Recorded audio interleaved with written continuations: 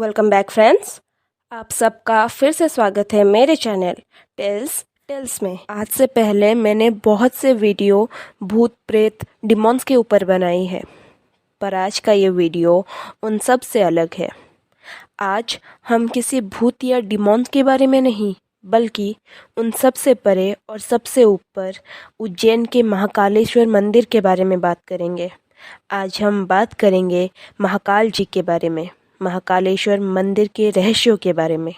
तो पहले हम इस मंदिर के इतिहास के बारे में जानते हैं। कहते हैं कि ये भगवान भोलेनाथ जी की 12 ज्योतिर्लिंग में से तीसरी ज्योतिर्लिंग है। शिव पुराण के कोटि रुद्र संहिता के 16वें अध्याय में बताया गया है, जब दानव दूषण ने ब्रह्मा जी से अभय वरदान पाया तो वो घमंड से चूर होकर सभी पे अत्याचार करने लगा। फिर उसने ब्राह्मणों पर भी अत्याचार किया।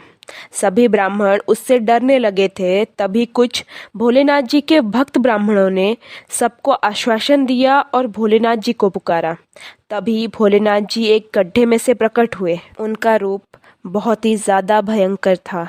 वो शिव जी के रुद्र अवतार में थे। उन्होंने महाकाल का रूप धरा था और उन्होंने दूषण को भस्म कर दिया। दूषण को मारने के बाद महाकाल जी ने दूषण के राख को अपने शरीर पर लगाया था।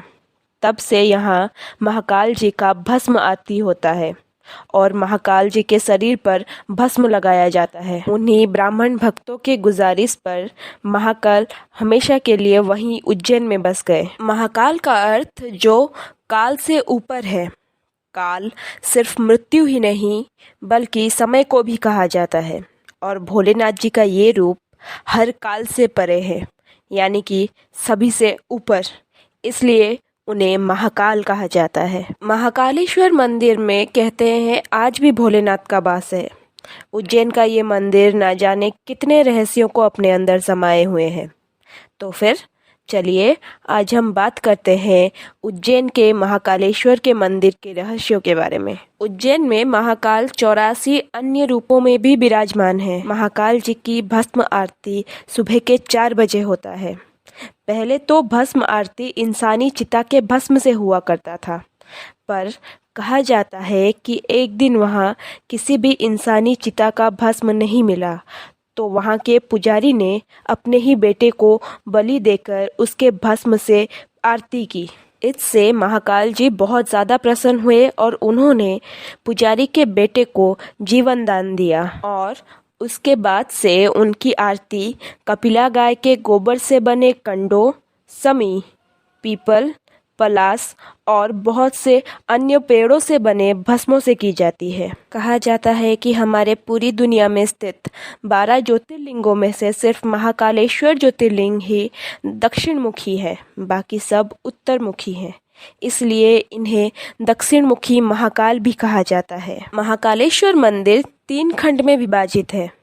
निचले खंड में है महाकालेश्वर, मध्यम खंड में है ओमकारेश्वर और ऊपरी खंड में है नागचंदेश्वर। नागचंदेश्वर मंदिर में तक्षक नाग के ऊपर भोलेनाथ, माता पार्वती, गणेश जी और कार्तिकेय जी विराजमान हैं।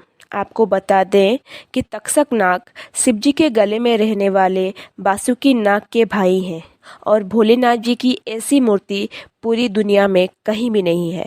शायद ज़्यादा लोगों को पता ना हो, पर नागचंदेश्वर मंदिर साल में सिर्फ एक ही दिन खुलता है, नाग पंचमी के दिन। बाकी के दिन ये मंदिर बंद रहता है। कहते हैं कि पूरी दुनिया में सिर्फ महाकाल जी का लिंग ही स्वयंभू है। यहाँ काल भैरव जी को मदिरा पिलाया जाता है, पर आज तक किसी को नहीं पता कि क्यों काल भैरव जी को मदिरा पिलाया जाता है और इतनी मदिरा कहाँ जाती है। कहते हैं कि राजा विक्रमादित्य के बाद यहाँ कभी कोई राजा नहीं बना। उज्जैन का सिर्फ एक ही राजा है और वो है महाकाल जी। उसके बाद से यहाँ पे कोई राजा, कोई मंत्री रात को भी नहीं रुक सका। ये बात मनगढ़ंत नहीं है। ऐसे बहुत से किस्से हैं जो कि ये बताते हैं कि वहाँ पे सिर्फ एक ही राजा है।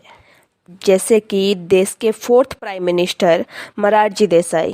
कहते हैं जब ये रात को वहां रुके, उसके अगले ही दिन उनकी सरकार ही पलट गई। कर्नाटक के सीएम बीएस येदियुरप्पा भी यहाँ रुके थे, तो उन्हें 20 दिन के अंदर ही इस्तीफा देना पड़ गया। यहाँ तक कि हमारे आज के मंत्री भी यहाँ रुकने से डरते हैं।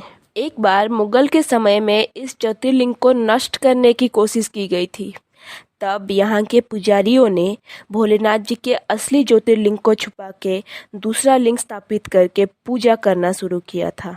बाद में इस लिंग को मंदिर के प्रांगण में स्थापित किया गया, जिसे भक्त आज जूना महाकाल के रूप में पूजा करते हैं। एक बार जब कुछ रिसर्चर की टीम मंदिर के आसपास की खुदाई कर रही थी, तभी वहां मंदिर के नीचे उन्हें कुछ मिला।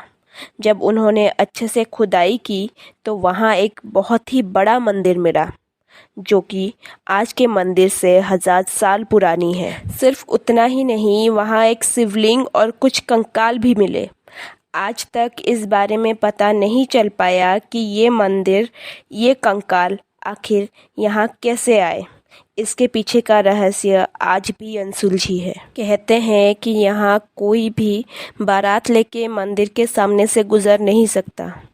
सिर्फ बारात ही नहीं, कोई भी यहाँ घोड़े पे सवार होके मंदिर के सामने से गुजर नहीं सकता, वरना उसको इसका खामियाजा भुगतना पड़ता है। एक ऐसा ही रहस्य है जो आज तक नहीं सुलझा। रात को महाकालेश्वर जी के लिंग को बेलपत्र से ढक दिया जाता है और फिर वहाँ कोई नहीं जाता, लेकिन वहाँ पे सिक्योरिटी के चलते एक सीसीटीवी लगाया गया है। एक बार एक लड़के ने सीसीटीवी चेक करते समय देखा कि रात को कोई अदृश्य शक्ति महाकाल जी की पूजा कर रही है। वैसे किसी को नहीं पता वो शक्ति कौन है, पर यहाँ के पुजारियों का कहना है कि महाकाल जी सिर्फ इंसानों के ही नहीं, भूत प्रेत और अदृश्य शक्ति के भी भगवान हैं, और उन्हीं में से किसी अदृश्य शक्ति ने ही ये पूजा किया है।